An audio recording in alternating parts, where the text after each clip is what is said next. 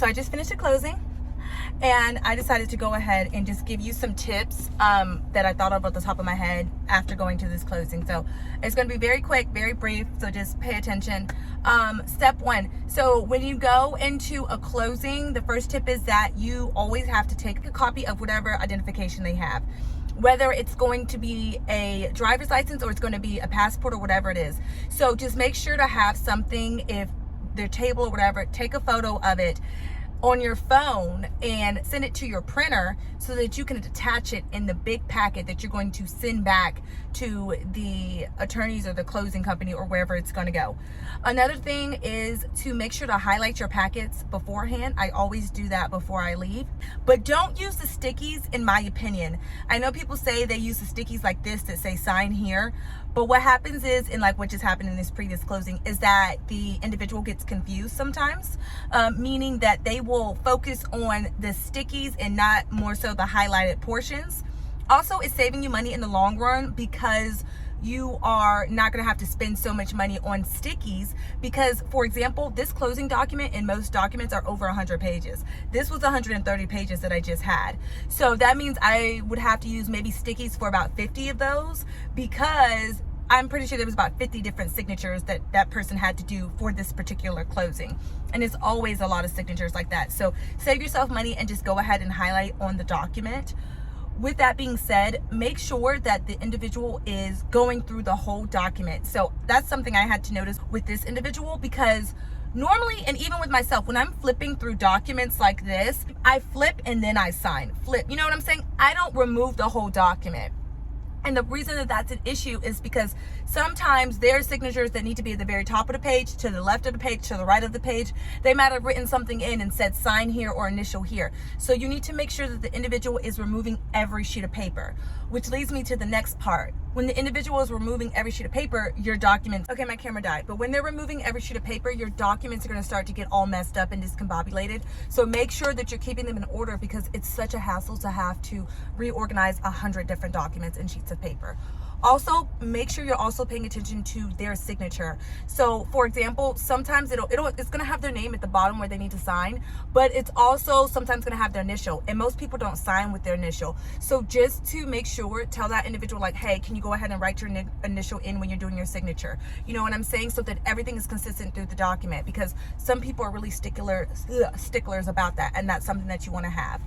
Next thing I will say is to go ahead and get that dual printer that people always tell you like, oh, you don't need.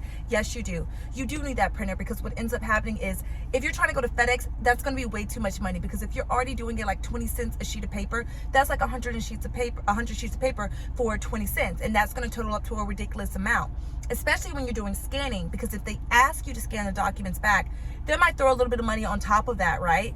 But if you're scanning is like 30 to 40 cents. So if you do that for over 100 sheets of paper, then you're going to come out with like $60 or $50 or something like that, and you're losing money. So you need to also remember a tip to write in all the costs that you're going to need. Like when you get to the point where you're really good at this and they ask you for your fee, include that in your fee. You need to include paper. Paper is expensive. So is just ink in general. Ink is expensive, and after maybe 2 or 3 closings, you're going to need to replace the cartridge. So you need to be including that fee in there possibly every time if you can. Especially if you're traveling, include the traveler's fee. Luckily, this closing that I have, it normally gives you closings that are close to your area, so it was fine for me. This closing was about 8 minutes away. The actual closing took about 15 to 20 minutes, and it's never the closing that is the issue. The closing never takes long because people are just signing documents. You're never explaining anything. The issues arises when you don't go over the documents. Like another tip, when I did closing, like this previous one, I went over it 3 times. Like, so when I had already went over the documents numerous amount of times, but you know, when I get there, I lay out everything. I put the blue pen right there. I have everything. They have their driver's license for me. Then we go ahead and they sign it. While they're signing, I'm picking up the documents, making sure everything is right. Signing where I need to sign, making sure that I stamp where I need to stamp. And you do that consistently. And then after I have all the documents, I go back over it again. And then if they ask me if I want like some water or something, I'll drink some water and go back over it. That's just how I am. I don't really do too much small talk until like maybe the beginning or the end. But during the whole thing, I'm like going through documents, double checking over the email, because they'll send you an email. The firm will send you an email saying everything that they need, and I just make sure that I'm hitting those bullets, getting the correct documents and stuff like that.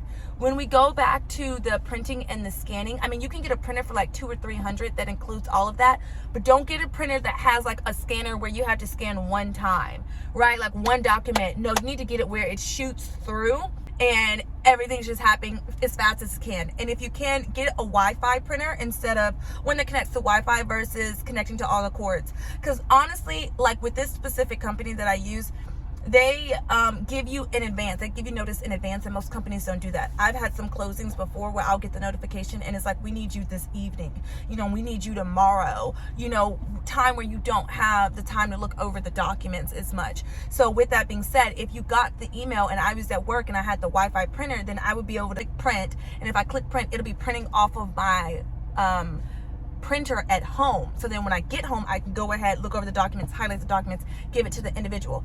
Also, take your time. There is no rush. I know you're gonna feel like, oh my God, I gotta get this right. Chill out. Normally the individual is not a jerk. The individual is just sitting here like, okay, we're about to sign this document, you know. It's, you know, take your time, go over everything, and especially because you don't have to explain anything to them, let them know that. Also, I'd like to know, most people don't really look at the documents. I'm gonna tell you that, to be real.